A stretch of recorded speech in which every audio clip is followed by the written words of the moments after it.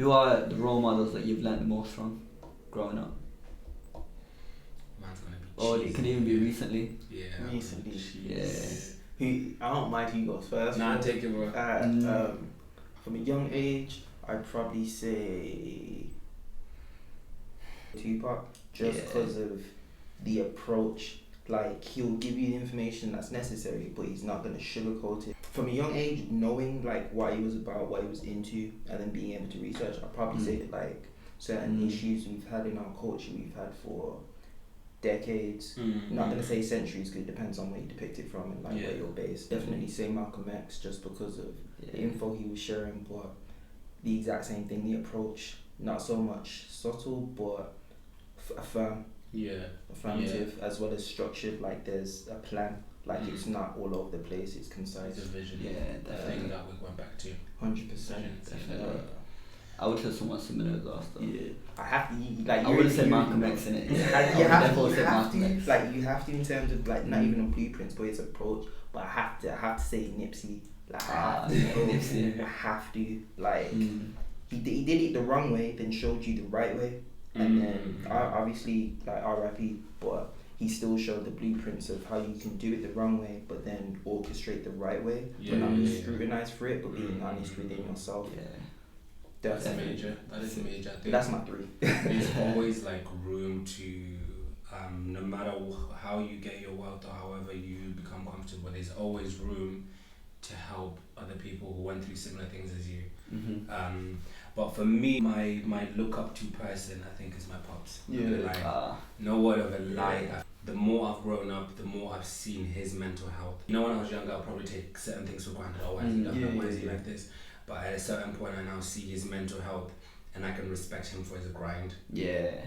I think there's a cultural aspect to it, being being a black male, an African black male to be exact. There's a culture aspect to it where his culture told him, listen, get on with it. You have X responsibility, Y responsibility. Get on with it.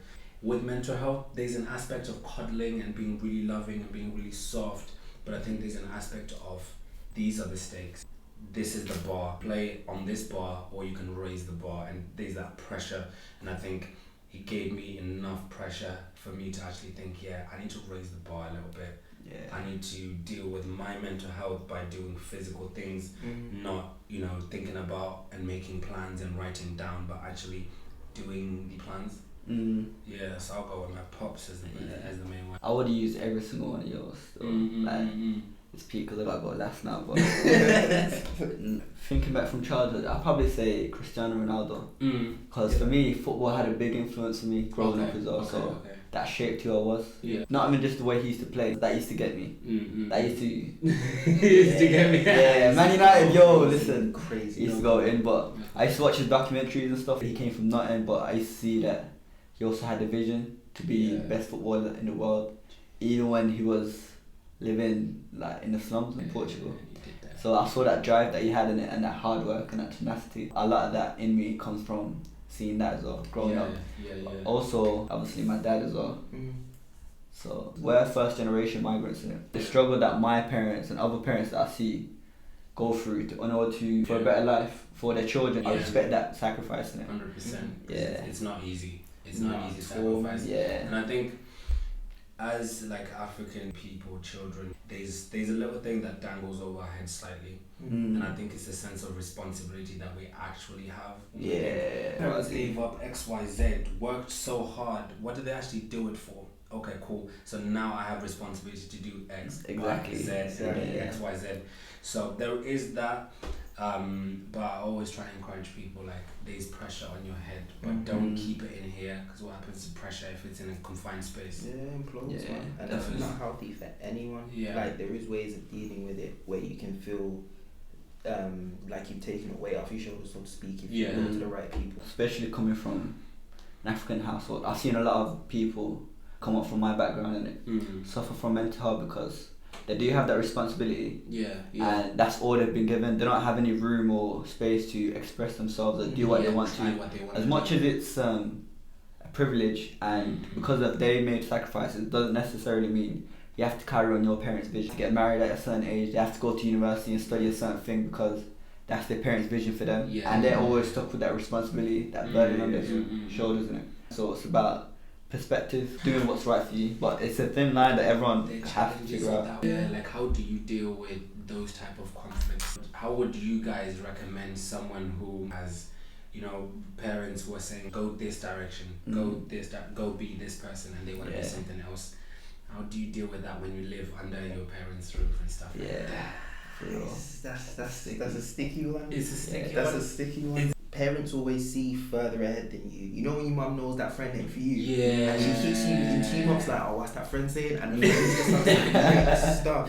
Like the parents know, so I feel like if they give us that responsibility and expect that from us, I feel that communication should be there. So if they say something or expect something, you should be able to ask but not question it, just to understand it a little bit more. Because then if they think you have a love for, I don't know, tennis or something, and you can excel from that and get better education from that sport, but you want to go the football route, you should let them know that you're still athletic, it's just not that specific sport. Because parents listen, but sometimes they don't understand what you're saying because we're not explaining it clearly. I was going to say, I thought you were saying our parents sometimes don't listen. I was going to say, I think sometimes we don't structure what we're trying to say. Because they'll say it with less emotion and more logic. Like, more logic, less like caring. Exactly. But because we're in it, we would like screwing like, now I want to do this, so we're not being as articulate with our vocabulary. I would have said as well, what's most important, communication.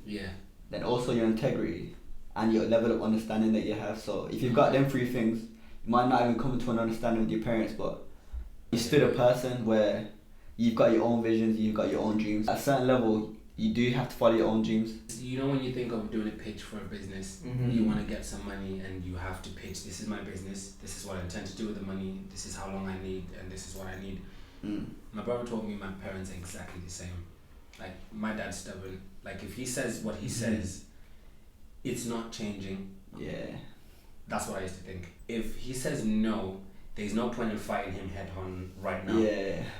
Take the no. You have to go in directly. Take the no. Come back later when he's sat down, relaxed, you've listened to him, so he feels like actually now you're no longer challenging him. You're just having a conversation. So there are little tips and tricks that, you know, sometimes we forget when it comes to talking to people, even sort of rooting back to mental health.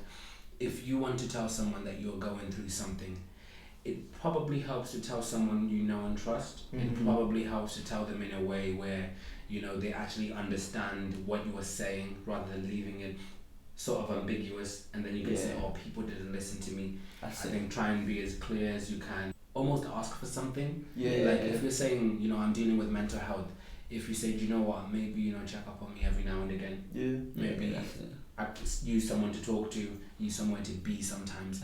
Ask for something, because if we don't ask for something, because of how not really talked about mental health is in a lot of spheres, we find that people don't know what to do with the information you give them. You tell someone, oh, I'm really, really down on myself, I can't motivate myself. If they don't know anything to do with that, they're just sort of going to listen and go, yeah, I've given them an ear, which they have done, and it does help, but you almost want the next step when it comes to mental health. Sometimes just talking to someone is what you need. That's therapeutic in itself. But like 8 out of 10 times people will listen. Especially if they're your friend. Should be 10 out of 10. It should be 10 but out of 10. some snakes out there. I think they'll say,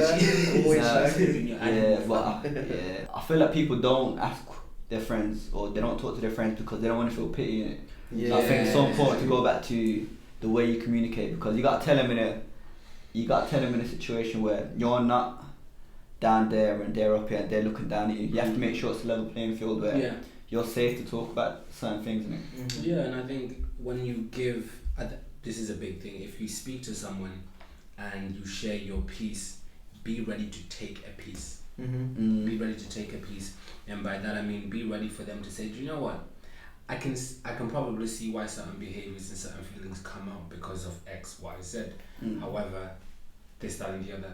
If you are a little bit too closed-minded, you really, really won't deal with mental health, because mental health is almost like it closes you in, and you need those people who are around, who are outside, to see for you, to hear for you, and to correct you where you're wrong. So definitely, I think when you share your piece, listen to what's said. Even if you want to respond straight away, maybe just take a second. and then come back and be like, actually, you know, I thought about this, it annoyed me, but you're right.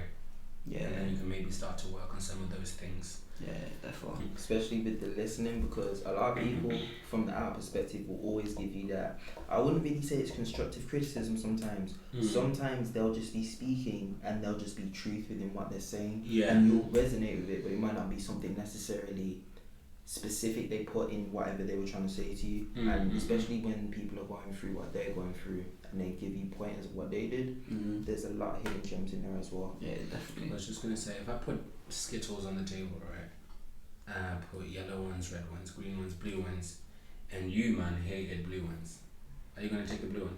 Yeah, of course not. No. At first I was gonna say you got Skittles, but see, yeah, I wish, you know. yeah, But nah, I wouldn't take the blue one. You wouldn't take it because it's not for you. And I think it's the very same thing with advice when it comes to mental health. It's a big portion of listening to what's given. But what you take out of it is based on your experience. You're experimenting with your own mental health and learning what works and doesn't work, and actually knowing your life a lot more than someone else. Yeah, Like, anytime I give advice, I always say, do you know what? You know your life a lot more than me, so take what I've said, think on it based on what you and know. apply it to yourself. Yeah, and apply it in the right way. Yeah, Otherwise it won't work. Yeah. What you're saying about combating mental health through connection as well, like I feel one of the biggest reasons mental health is so about is isolation and loneliness, especially in this new Social media generation with social media. Even though we're more connected on our phones externally, but we're not connected on a deeper level. There's no connections. Even no on a conversational level, like it's mad. Everything's so like people don't know how to communicate. People don't know how to talk to people. But I feel like a lot of that is because we don't know how to communicate with ourselves. Everything is on our phones. Everything is external. So I think one of the main things about connection is connection with people is important, but most important part is connection with yourself, innit? Yeah, no, I agree. I started to think about that when I heard the analogy of getting pizza. If you call Domino's and they bring you pizza in 2 seconds flat, are you gonna enjoy that pizza as much as you would than if you walked to Domino's, bought the pizza, waited for it, got the pizza, walked home, now sat down with this pizza and thinking, yeah. Do you get me? Yeah. There's more of a journey. Anticipation. Anticipation. As humans, we are built for the journey. We are physically built for the journey. We're not built for the destination at all. So if you look at it that way, a lot of things in life, like going to the gym, it's not necessarily going to the gym, it's exercising. And the end result from going to the gym for that matter. So you gotta focus on the journey. Actually, I like going because it makes me feel like this. No, I wanna get big, no, I wanna, look like this. Which social media is sort of crushing us to start valuing the things that we probably shouldn't. For pictures and stuff like that, like 100%. it's a validation. It's making people so soft, like so much softer to criticism. People are getting too politically emotional. correct. That's true. 100%. I think there's an element of being hardened and seasoned by life. I think if you deal with mental health, I personally feel like you live. When one person lives a year, I feel like you live at least 2 or 3 years within that year, because the amount of thoughts, lessons and things that you learn from it. But the thing that we do wrong is we don't actually learn from our own mental health. We sort of go through it as if it's something that's imposed on us, and we don't get any have no control. And I think it's a big message to push that we have control over mental health, because it is our mental health. You have control over self-esteem, because it's your self-esteem. It starts with self. If it started with someone else's esteem, then you can say, okay, cool, they can take it. But for your self-esteem, it's just constantly pushing yourself further out of your comfort zone. The comfortable Homo sapien died, and the uncomfortable one evolved, developed, grew. So with mental health, it's exactly the same thing. Find your team to battle it, and battle it. 100%. Definitely.